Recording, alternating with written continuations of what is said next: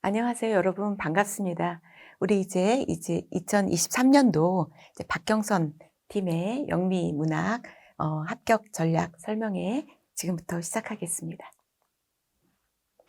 네. 그동안 이렇게 이제 몇 개년도 기출 출전 목록을 보시면은요. 먼저 시에서 예, 이제 이렇게 다 보실 수 있으시죠? 이렇게.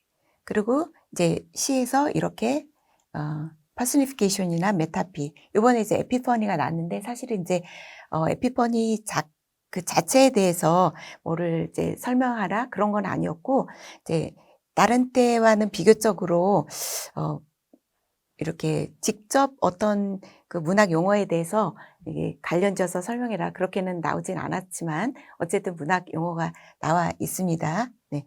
그리고 또 계속해서 보시면은 이제 이번에는 소설입니다. 그래서 소설 또 가끔 수필이 나오는데요. 주로 소설이 나오죠. 그래서 요번에도 이제 나중에 기출 해설 문제 이제 해설 드릴 때 말씀드리겠지만 소설이 두 문제 나와 있습니다. 그래서 이렇게 쭉쭉 보시면은 주로 이 작가들을 보시면은요. 우리가 이제 뭐 대학 수업이나 이런 데서 많이 이렇게 배우셨던 익숙한 그런 이제 보통 캐논이라고 하죠. 정전에서 많이 출제가 되었습니다. 그러나 이제 요번 22학년도에서는 정말 보기 드물게, 자 여기서 보시면은 가수 이식으로 그리고 인제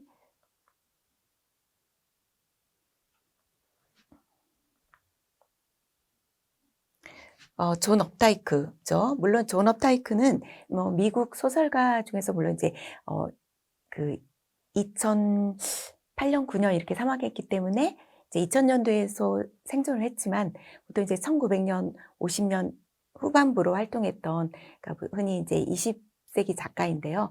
물론 미국 소설사에서도 이제 이렇게 좀 자리매김을 하고 있는 작가인데, 그 외에는 이렇게 이제 그 이시구로의 같은 경우에는 그 배경이 출생 배경이 그러니까 정통 영미권의 작가가 아닌 그런 작품에서 나온 게 좀 특별하죠. 그래서 요번에는 비교적 굉장히 현대적인 작가, 그리고 이제 많이 우리 그 문학사에서 정전으로 여겨지고 정통적인 그 영미권 그 출생이 아닌 그런 작가들이 나온 것이 조금 의외였죠. 마찬가지로 시도 그렇고 스페인에 그 뿌리를 두고 있는 시인도 그렇고 그다음에 이제 그 드라마 작가도 그랬고요. 그래서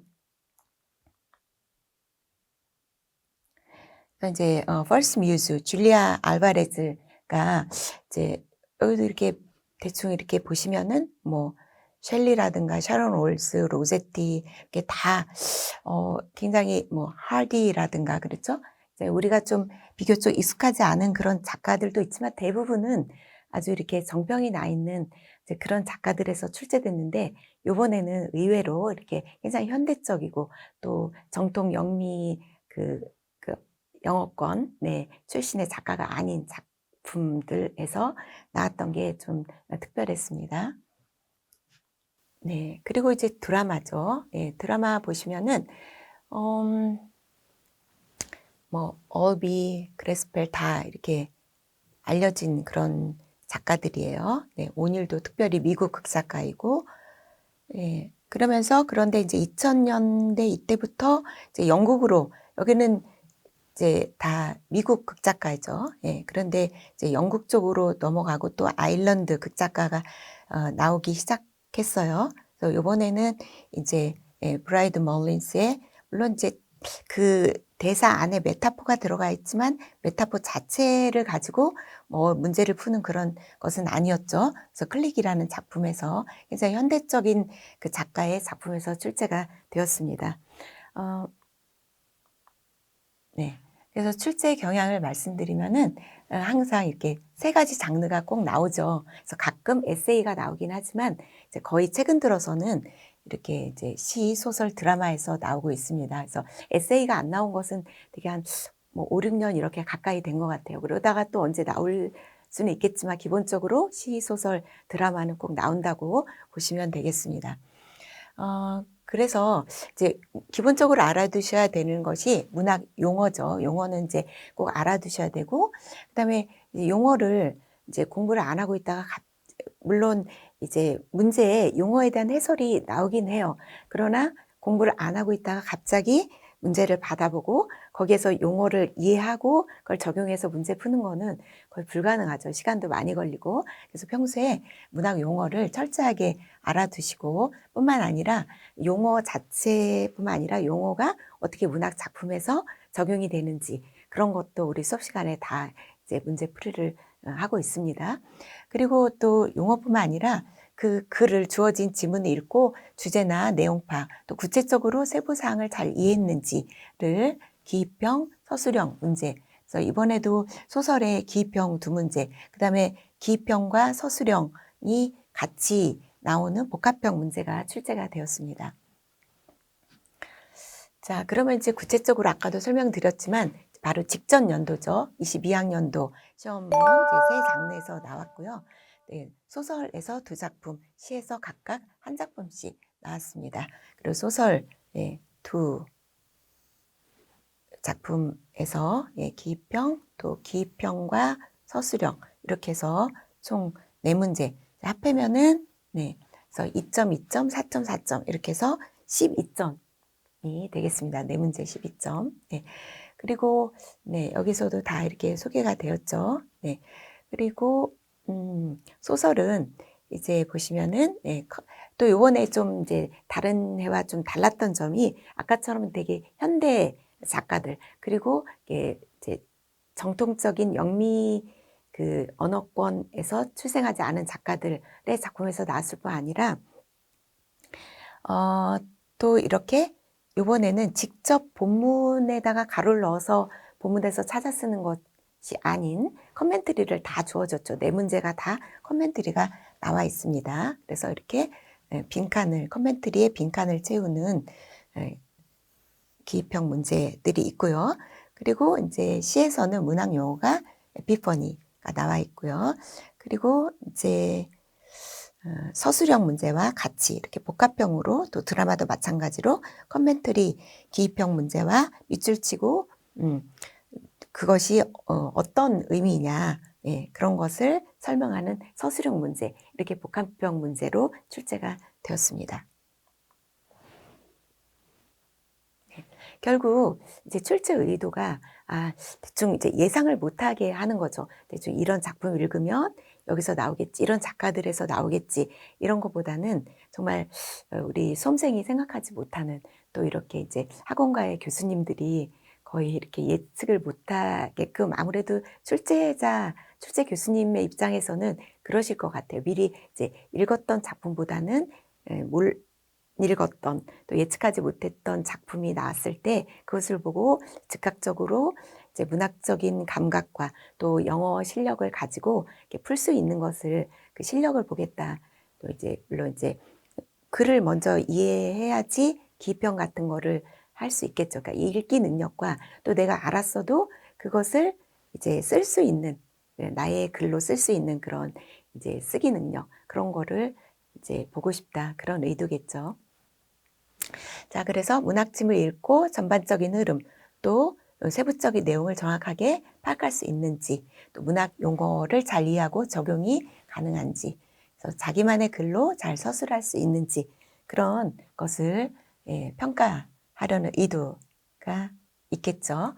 자, 그럼 앞으로 이제 2023년도 임용시험 예상을 해보면요. 이제 최근 2, 3년에서처럼 예상하지 못했던 또 현대적이고 또 영미권 출생이 아닌 작가들, 그리고 영미권 출생의 작가들이라고 하더라도 굉장히 그동안 정전으로 알려져 있지 않은 그런 작품에서 나올 수 있는 가능성이 크다고 하겠습니다. 그래서 이제 다소 생소한 작가의 작품에서 출제될 가능성이 있기 때문에, 그러나 이제 그나마 조금 위로가 되는 것은 그렇게 까다롭진 않아요. 물론 2022년도는 그 전년도에 비해서 좀 지문이나 문제가 좀 약간은 난이도가 올라가긴 했습니다. 그럼에도 불구하고 너무 이거 포기해야 되겠다, 못 읽겠다 그런 문제는 나오지 않았죠. 예, 그래서 많이 까다롭지 않기 때문에 평소 문학 작품을 그래도 좀 읽어 보시고 용어를 꾸준하게 접해온 수험생들이라면은 충분히 답을 할 수 있는 문제가 이렇게 출제될 것이라고 예상이 됩니다. 네. 자, 그래서 마찬가지로 기입형, 또 기입형 서술형이 있는 복합형 문제가 나올 것이라고 예상이 됩니다. 장르도 마찬가지로 시, 소설, 드라마가 다 출제될 것이고요. 또 그동안 그랬던 것처럼 세부적인 내용, 또 전반적인 내용을 잘 파악하고, 그다음에 이제 문학은 근데 이렇게 이제 문학적인 그런 비유라든가 일반 영어식의 그런 글이 아니고 이제 문학적인 이제 그런 내용이 담겨 있기 때문에 조금 이제 생각을 해야 되고 그렇게 그러려면은 문학 작품을 많이 접하셔야 되는데요. 다른 것도 공부할 거 굉장히 많은데 문학 작품을 시간 내어서 읽는 게 조금 힘드실 수도 있겠어요. 그래서 이제 제 수업 시간에는 이 수업만 이렇게 강의만 들으셔도 어느 정도 문학에 대해서 감각을 키울 수 있다. 문학의 시험을 볼 좀 자신이 생긴다라고 할 수 있을 정도로 이렇게 시, 그리고 소설, 드라마, 문학 용어뿐만 아니라 각종 이제 많은 작품들을 수업 시간에 읽어보려고 하고 있습니다. 자, 문학 용어가 포함된 문제에도 최소한 한 문제가 나올 것이고요. 그리고 이제 지문에 대한 또 이해가 있어야 되겠죠. 그래서 독해 능력 또 라이팅 능력을 평가할 의도로 보입니다. 그래서 이제 문학 공부가 어떻게 보면은 그냥 안 하고 그냥 보는 그런 수험생도 있겠고, 아니면 안 해도 되게 고민이 되고 하자니 너무 범위가 많고, 그 이유는 문학이 그렇죠, 몇 권 예를 들어서 딱 정해진 필독서가 5권이라도 있다. 그럼 그것만 집중적으로 몇 번을 보면 되는데 그렇지가 않죠. 그러니까 정해진 그런 책이 없기 때문에 공부를 하자니 너무 좀 엄두가 안 나고 안 하자니 불안하고, 그런 게 이제 문학의 그 이제 시험의 특징인데요. 그래서 이제 필독서가 없고 만약에 읽다 보면 너무 양이 많은 거예요. 그렇죠? 그리고 도서관에 가보시면은 저기부터 저기까지 이 몇 칸이 수백 권 많은 데는 정말 1000권 이상도 넘어가는 그런 작품인데 그걸 언제 읽겠어요. 그렇죠? 그래서 어쩔 수 없어요. 이렇게 어떤 이렇게 그 일정한 그 제한된 양의 문학 작품을 읽어야 되는데요. 그러기 위해서는 아무거나 막 읽을 수는 없고 가급적이면 그 난이도나 아니면 내용면에서 그러니까 임용시험에 나올 수 있는 이제 그런 내용을 이제 읽어봐야 되겠죠. 주로 이제 그런 내용이 지금까지는 그것도 물론 여러 가지가 나왔어요. 환경적인 거라든가 아니면 자연이라든가 아니면 사랑에 관한 거, 그다음에 이제 또 여러 가지가 있는데 그 중에서도 아마 이제 우리가 그 학교 선생님을 뽑는 시험이기 때문에 이제 그 학생들 또 어린이 수준의 그런 등장인물이 나오거나 또 이제 그런 내용의 것이 주로 이제 몇 번 나왔죠. 그동안도 보시면 지난번에도 그렇고 이렇게 이제 고만한 아이들 중학생 또는 초등학생 그런 연령대의 아이들이 등장하는 작품이라든가 그런 것들이 좀 공통점이 몇 개 있기는 했어요. 그러나 그것도 또 꼭 그렇다라고 할 수 없죠. 워낙 많은 그 주제가 문학 작품에 있기 때문에. 그리고 또 이제 어려운 점이 비유나 함축적 내용이 있기 때문에 일반 글처럼 읽다 보면은 이해가 안 되는 부분이 종종 있습니다. 그리고 이제 또 그런 부분에서 밑줄 긋고 시험 문제를 내기 때문에 그래서 이제 그런 비유적인 그 내용이나 글이 담겨 있는 문학 작품을 많이 접해야 하겠죠. 또 가급적 많은 시와 소설, 드라마는 읽으면 좋겠지만 시간적 제한 때문에 실천하기가 어렵기 때문에 시험에 나올 확률이 높은 소재, 주제 작품을 읽어보고 문제 풀이하는 감각을 키워보셔야 하겠습니다. 그리고 뭐 계속 말씀드리지만 문학 용어는 기본적으로 알아두시고 용어 자체뿐만 아니라 그것이 작품에 어떻게 적용이 되는지. 그래서 이제 문학을 이렇게 공부하실 때 아무래도 뭐 일반 영어식으로 빨리 정확하게 읽고 출제자가 의도하는 답을 파악할 수 있도록. 그래서 이제 제 수업에서는 이제 기본 강의 때부터, 그러니까 뭐 이렇게 매주는 아니지만 좀 이렇게 가급적 많이, 예, 기본 심화부터 해서 문제를 몇 개를 풀어요. 그래서 그때부터 문제 풀이를 할 수 있는 그런 감각을 키우도록 교재를 그렇게 구성을 했습니다. 네. 그리고 이제 이렇게 작성하는 훈련, 자기만의 표현으로 답을 쓸 수 있어야 되겠죠. 네.